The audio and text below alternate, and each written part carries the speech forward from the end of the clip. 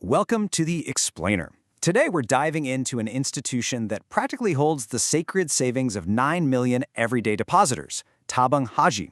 Now, for years, this fund was absolutely battered by financial controversies, but recently, the narrative has completely shifted to this triumphant comeback story. But we have to ask, is that comeback actually real? Today, we're going to explore the massive, almost unbelievable gap between Tabung Haji's celebrated public recovery and the stark, mathematical realities quietly sitting inside their financial statements. To really understand this public narrative, we need to jump back to March of 2026. This was the moment the government essentially took a giant victory lap. Prime Minister Anwar Ibrahim publicly praised Chairman Tan Sri Abdul Rashid Hussein's leadership, officially declaring that Tabung Haji was now, quote, transparent and well-audited. The message was clear, right? It was officially a well-managed institution once again, leaving those crisis years firmly in the rearview mirror. And honestly, the numbers seem to totally back up that praise. 3.5%. That was the post-Zakat dividend Tabung Haji announced for its depositors. It was their highest dividend rate in 8 years, literally the best result since before their massive financial crisis. For the millions of ordinary folks saving up for their pilgrimage, this 3.5% seemed to prove one thing for sure, a total unquestionable recovery. But as we start digging into the actual financial filings, a completely different picture begins to emerge. If you step right past the glowing press releases, you bump into a very different asset sitting quietly on the balance sheet, RM 23.82 billion. And to be clear, this isn't some brilliant, savvy new market investment. This is a debt instrument, specifically the UJSB Suku. Tabung Haji got handed this massive piece of paper back in 2018 in exchange for offloading its toxic investments to a government rescue vehicle called Urashada Jamaya, or UJSB. This RM 23.82 billion debt, it's the heavy counterweight dragging against that entire recovery story. Now, what makes this massive debt so unique is exactly how it generates profit on paper.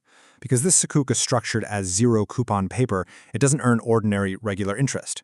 Instead, it relies on this financial accounting mechanism called accretion of discount. It sounds incredibly complex, but in simple terms, it just means there's a fixed automatic step up in the bond's value every single year. It just ticks forward toward maturity based entirely on rules set in that original 2018 rescue contract. It literally does not matter what the actual market is doing today. The clock just keeps ticking. So, you might be wondering, how much does that automatic ticking clock actually matter to their bottom line? Well, a quick look at the audited statements for fiscal year 2024 gives us the answer. Tabung Haji reported a total standalone profit of RM 2.31 billion. But here's the catch. A massive RM 937.3 million of that profit came strictly from that accretion of discount. Think about that. That is roughly 40% of their total profit. Almost half of the money they reported making wasn't from fresh cash or some genius new market trade. It was purely from this automated accounting mechanism written into a rescue deal 8 years ago. Now, to be perfectly fair, that record 3.5% dividend headline is real. The depositors actually received that money. But a massive chunk of the profit funding that payout didn't come from a revitalized, booming market strategy. It is heavily propped up by this predetermined contract just ticking forward in the background. It's essentially a paper profit mechanism. And the thing about paper profits is, eventually, they have to face a very real-world test. And this is where the story takes a really sharp turn. Let's look at the timeline. Remember March 2026? That was when the Prime Minister and government officials were publicly cheering Tabung Haji's phenomenal recovery. But just 2 months later, behind closed doors on May 6th, the cabinet quietly approved a massive extension on that exact debt. Why the sudden panic? Because on May 29th, the very first tranche of that UJSB debt, a nominal RM 12.5 billion, reached maturity. It came due. And on that day, May 29, 2026, the exact mechanism generating 40% of Tabung Haji's profit on paper entirely failed its first real-world test of liquidity.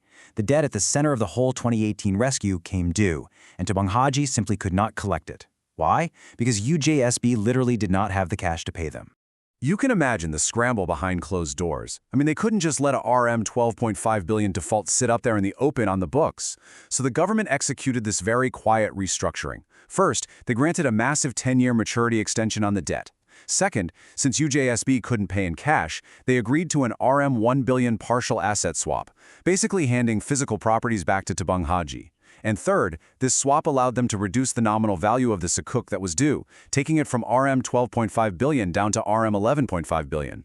This specific parcel of land at the Tun Razak Exchange, or TRX, really perfectly illustrates the absurdity of this asset swap.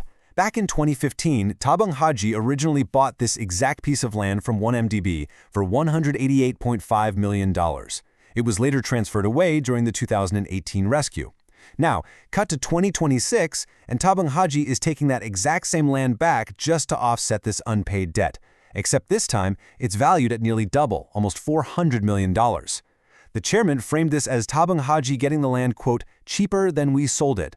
But if you look objectively, it's a decade-long round trip where the land is coming back at double its original price, purely because the debtor is out of cash.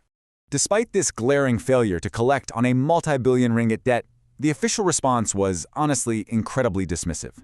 Chairman Tan Sri Abdul Rashid Hussain spoke to the press and described this entire crisis as routine. He called it, quote, a sensible arrangement, basically to keep it alive and refinance it. Nothing unusual. Seriously, just think about that framing for a second. An enormous sovereign-backed debt defaults requires a secret cabinet intervention, a decade-long extension, and a highly convoluted asset swap, and they brush it off as nothing unusual? But if we actually open up the books of the company that owes this money, UJSB, the reality is absolutely devastating. Yes, UJSB did record its most ever profit in 2024. Great, right? But then you look at their balance sheet, and they are carrying RM 12.42 billion in accumulated losses. And even more importantly, their total liabilities are sitting at RM 23.86 billion, while their total assets are only RM 11.44 billion. Let that sink in. Their liabilities are literally more than double their assets. Making a multi-billion ringgit cash repayment wasn't just difficult, it was fundamentally, mathematically impossible. So, consider the basic mathematics here. UJSB is deeply, deeply insolvent. Extending this debt by 10 years doesn't magically fix that insolvency. It doesn't just spawn billions in cash out of thin air. It simply takes an unpayable RM 23.86 billion liability and shoves it further into the future. They basically kicked a gigantic can down a very long road, all to keep the illusion of that accounting mechanism alive on Tabung Haji's books for another decade. And this brings us to a massive, glaring transparency gap. Tabung Haji is an institution funded by 9 million everyday people. Those depositors were promptly notified of the 3.5% dividend with flashy press releases. But did they receive an official public notice regarding the May debt failure? No. The 10-year debt rollover wasn't announced by Tabung Haji or the Ministry of Finance. It was only exposed later through sourced investigative reporting. The public got to see all the paper successes, while the details of a massive structural default were completely hidden from the very people whose life savings are actually on the line. So we have to end on this absolutely crucial question. Yes, deposits are growing, and sure, maybe governance is tighter than it was years ago, but can a fund truly be considered recovered if a massive chunk of its celebrated profit relies entirely on a debt that fundamentally cannot be paid? Are we looking at a real turnaround here, or just a sophisticated accounting mechanism ticking away behind a very well-crafted curtain? Thank you so much for joining me for this explainer, and I will leave you to think on that.